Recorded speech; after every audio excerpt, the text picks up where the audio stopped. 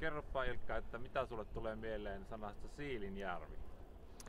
No syntymäpaikkakunta nyt ensimmäisenä ja kyllä siellä monenlaisia nuoruusmuistoja ainakin, niin niitä kyllä riittää. No kerropa joku muisto tai vaikka parikin.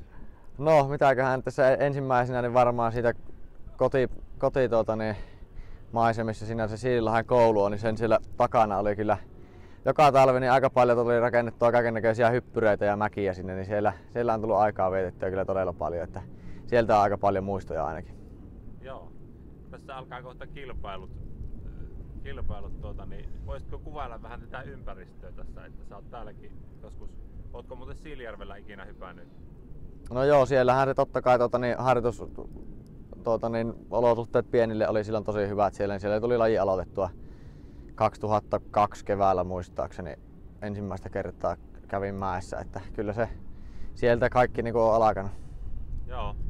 No, kuvailepa vähän tätä nyt, että missä me ollaan ja mitä tässä on tapahtumassa. No nyt ollaan Puijolla tässä mäen juurella, se tuossa takana vähän häämöttää ja maailmancupin osakilpailu on huomenna täällä meillä yhdistetyn osalta ja tänään sitten viralliset harjoitukset ja karsinta sitten illalla ja varakisa, että semmonen aika täyspäivä tulossa.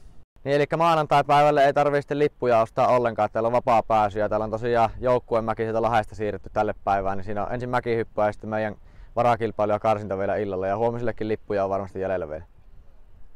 Tulkohan sitten kaikki Sankoon joukan katsoa täällä, suomalaiset on tulessa Puijolla, niin kaikki vaan paikalle.